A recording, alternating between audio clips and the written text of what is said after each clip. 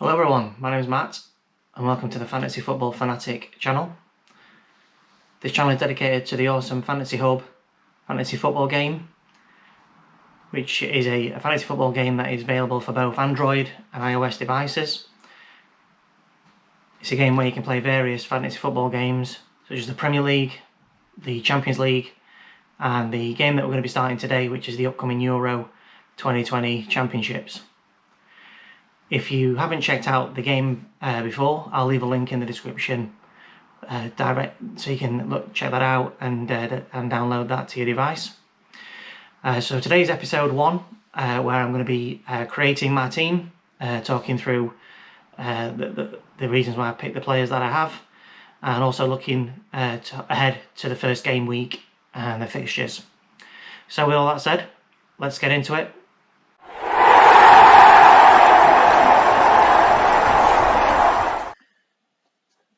Okay guys, so if you're logging into the app for the first time, this is the screen you'll be seeing. This is where you start the process of creating your new team for the Euro Fantasy Team game. So you go ahead and click on the icon there, and then you'll be presented with this screen here. So basically you have a budget of 75 million to spend on 11 players. So this is what we're going to do first. So I'm just going to talk through the players that I'm going to be selecting for my squad first. So first of all, for the goalkeeper, I'm going to select Donnarumma from Italy. I feel as though he's the best goalkeeper on the game, really. Italy phenomenal at keeping clean sheets. They've actually kept 8 clean sheets in a row. They have in my opinion, pretty easy group as well. They have Wales, they have the Swiss and Turkey. Pretty high chance I think they're going to be keeping clean sheets, at least 1 clean sheet, maybe 2 in those games. So yeah, I'm going to select Donnarumma to be my goalkeeper. So in terms of defence, in terms of the overall formation, I normally play a 3-4-3 formation. So I'm going to be selecting 3 defenders. So following on from what I said about Donnarumma, I really like Italy's chances of keeping clean sheets and getting those clean sheet points. So the first defender I'm going to select is Chiellini from Italy. I'm more than happy to double up on Italy's defence. So, yeah, Chiellini going to be the first defender. Second defender, going to go look at Belgium, because again, similar to Italy, really like their group. So they have Russia, Finland, and Denmark. So I think that's going to be quite an easy group for them to top. And keep 1 or 2 clean sheets. So the defender I've selected for Belgium is Denea. So no, he's probably not going to get me any attacking returns. It's more on the clean sheet points that I'm looking for. But he is kind of the cheapest option to get into Belgium's defence. At 5.8 million, I think he is. So yeah, there he is. So we're going to select Jason Denea, and I think he's pretty much nailed on as well to start at least 2 of the 3 group games. He might be rested if Belgium win their first 2 group games, but I'm more than happy for that at that price point as well. At 5.8 million, I think he's a bit of a steal. And then the final defender I'm going to select is pretty much for the entirely opposite reasons of Denea and Chiellini. I don't expect many clean sheets, but he's very attacking. Had a great season with Leeds United in the Premier League this year, and he's a bit of a talisman for North Macedonia, and it's Alioski. Very attacking. He's on penalties as well. So I believe he scored in the recent friendly against Kazakhstan, a penalty. He's got that threat going forward. He's on set pieces, he's on penalties, and I think that North Macedonia as a whole will cause maybe one or two upsets in the group that they have, because they've got Holland, who didn't play that well against Scotland the other day. They've got Ukraine and Russia. So I just fancy their chances of possibly making it out of the group. So yeah, Alioski, and he's only 5.3 million. So not only do I think he's a good pick, but he's also a really good enabler for me to spend more money elsewhere in the team. So that's the defence sorted. So just to recap, it's Denayer, Alioski and Chiellini who I've gone for. In the midfield, I'm going to stay with North Macedonia, and it's going to be a player who has caught my eye in the recent international fixtures. He's actually got 3 goals in his last 5 matches and a couple of assists as well, which I think is really strong form coming into the tournament. And it's Elmas, and again he's really cheap. He's 5.3 million, I think, again. So just trying to look for him. He's there, Elmas. So yeah, he's definitely somebody who's going to enable me again to spend more money elsewhere. But I think there's a high chance that he's going to bring me some good attacking returns as well. I think that group that they have is there's a good chance that they're gonna spring a surprise. So you'd fancy the Dutch to top the group, and that's in fact where I'm going to go next with my next pick, and it's Memphis Depay. So Depay's it's pretty much their talisman for the Dutch. Everything goes through him. He's on penalties, he's on set pieces, he's been on fire with Lyon this season, and in his last 5 games for the Dutch, he's got 5 goals and 3 assists, which is absolutely amazing form. If the Dutch are going to do anything, it's going to be because of Depay. He's going to contribute to absolutely everything. So, I think he's a really solid pick. So he's the next one who's going in my team. The third pick that I'm going to go for is Ivan Perisic from Croatia. So this is who England play in the first game. He does like scoring against England. He scored against us in the World Cup final 2018 when they knocked us out. He's also, again, a talisman of that side. He's part of the old guard himself, Modric. Pretty much, I think the only players left, maybe 1 or 2 others, but they're the main ones who are kind of left from their kind of golden generation. Everyone else has retired. So, for Croatia to go far in this tournament, they're going to rely, I think, a lot on Perisic and Modric to contribute. I also want him for not necessarily just the England game, but I want him for the Scotland game and the Czech Republic, because I think he's gonna cause them problems. So yeah, Perisic is in. And the final pick that I've gone for when I was going through some previous drafts before I settled on this final draft, I was going to go with Kevin De Bruyne, but then he got injured in the Champions League final. He's had surgery, I think, on his injury, his facial injury. I think the manager was saying a couple of days ago.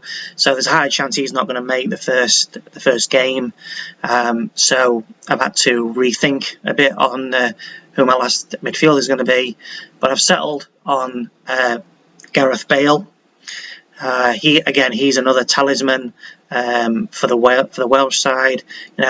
If Wales are going to get out of the group, if they're going to do anything, it's going to be down to Gareth Bale. Everything again goes through him. So if they have any chance of getting out of the group, he's the man. And the way the game works, so I've gone for Gareth Bale, but the way the game works is that you can make transfers you have 4 transfers every game week, and the way that the fixtures fall, I can keep Bale for their first 2 easier fixtures, if you like, against Turkey and Switzerland, and then I can get rid of him for the Italy game, because I don't, in all honesty, think that Wales will get anything out of that game against Italy. They're going to need to beat Switzerland and Turkey to get out of the group, and again, if they're going to do that, Bale is going to have some involvement, whether it's assisting or scoring the goals himself. So that's how the team's looking at the moment. And then finally for the forward line. So first of all, for the very first game, Italy and Turkey, I've gone for their forward Ciro Immobile, who is an absolute goal machine for Lazio. Looking at his stats, he's scored 150 goals in 220 games for them, which is just absolutely phenomenal. He scored and assisted in their last game against the Czech Republic, where they beat 4-0. So he's banging form really for them. I think he scored 4 goals in their last or 3 goals in their last 5 games. So yeah, more than happy to have him. And there is a caveat. I mean, with the Italy players, there is a slight caveat that I'll just mention, is that on this game you can make changes right up to the kickoff, so you can see the lineup, who's playing. I'm pretty confident that Donnarumma and Chiellini are going to start. But Immobile, I mean, if Belotti plays instead of him, I'll put him in instead.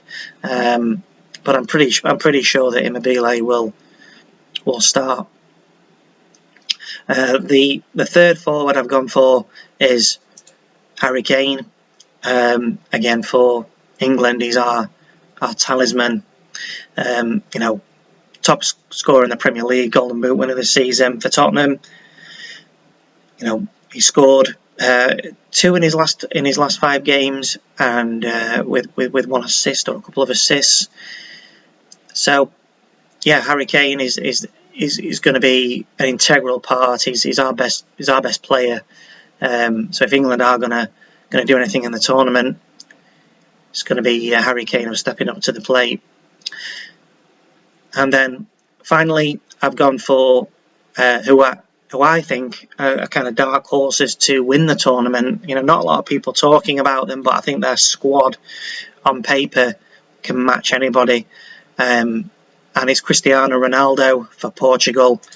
So this guy needs no introduction. He's an absolute legend of the game. Again, absolute talisman for Portugal. He's on penalties. He's on set pieces. He does everything. And if Portugal are going to go far in the tournament, which I think they will, because if you look at their squad, it is absolutely packed with quality. And I really fancy them to go far in the tournament, and I possibly retain their title, because in my opinion they have an even better squad than when they won it 4 years ago. So that's the team. So we're going to name the team, pick a badge, and then get into a league. So fantasy football Fanatic FC.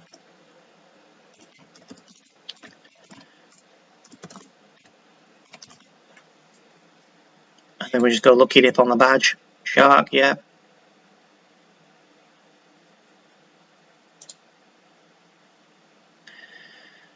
Okay, so now we're going to join the league. So this is where, if you were playing with, friends, family, you'd put their, when they created a league, or if you created a league yourself, you'll have a PIN number that everyone can use to join. But I'm going to join a public league. So these are leagues that the app developers themselves create, but also other people have made their leagues public, so you can join them as well. But I'm going to go for the official Fantasy Hub League. So as I'm just going to talk about, so I've now selected my team, but then also you got to think about the transfers as well. This is where the structure of the team that I've come up with will now help me to pick the players that I want for the rest of the game week. So I'm just going to show this. So this is how the game week looks. So for the first transfer that I'm looking at, I'm going to look at Denmark versus Finland. I'm going to take advantage of for Denmark, which I think is an easy fixture for them.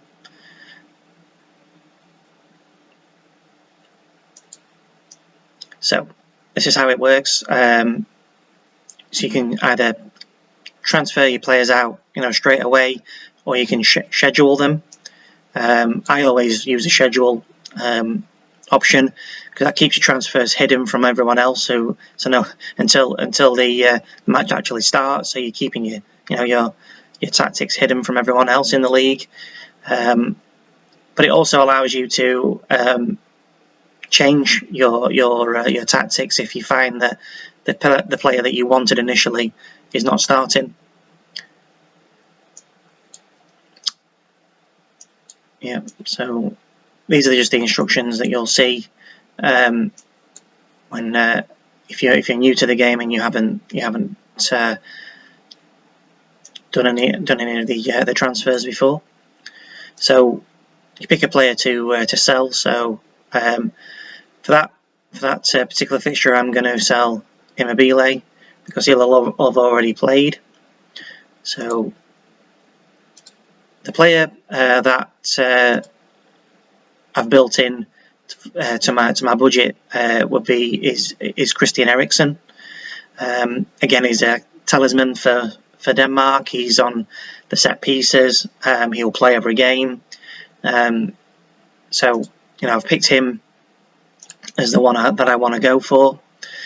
But there's also a couple of other players who I might go for instead if they start. I'm just not 100% confident that they'll start. So that's Scott Olsen or Jonas Wind, who are two more attacking players. But we'll see when the lineups come out.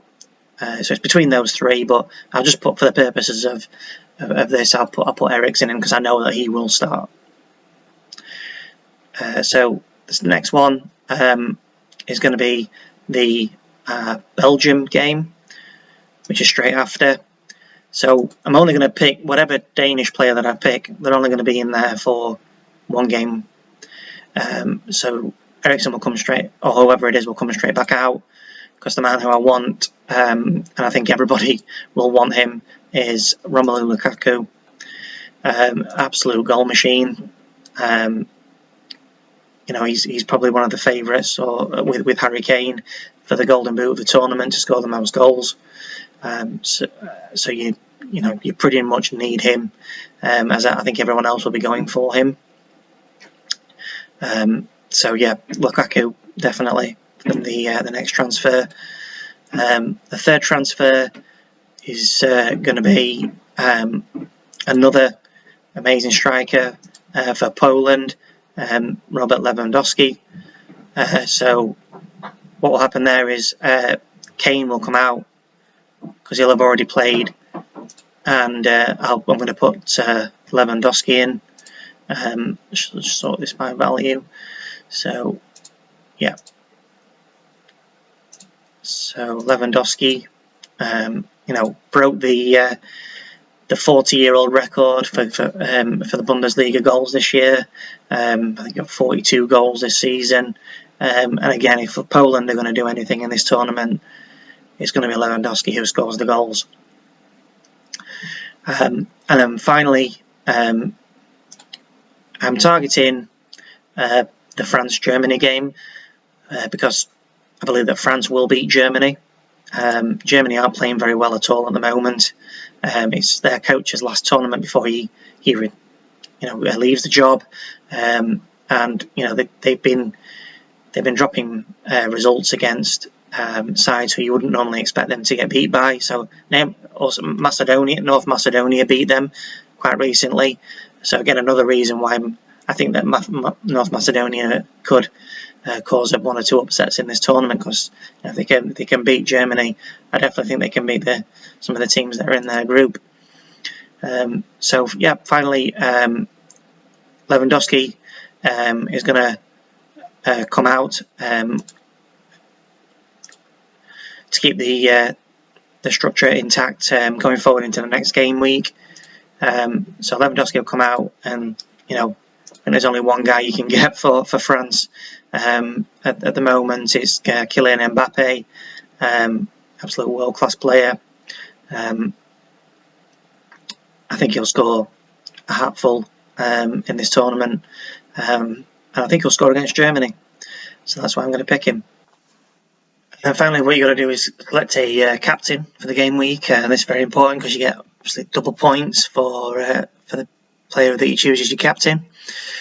And the player that I'm going to go for, was really between three really. So Ronaldo, because he's playing Hungary, Lukaku, who was playing Russia, and Kane, who is against Croatia. But the player that I'm going to go for this week for the captaincy is Lukaku. I just think that he's going to be up there with the tournament's top goal scorers, and I think he's got a really good fixture to open his account. So yeah, Lukaku is going to be the captain. So that brings us to the end of episode 1. If you did enjoy that, please like and subscribe, and don't forget to hit the notification bell to get notified as soon as I upload a new weekly video. But thank you very much for watching, and I'll see you in the next one.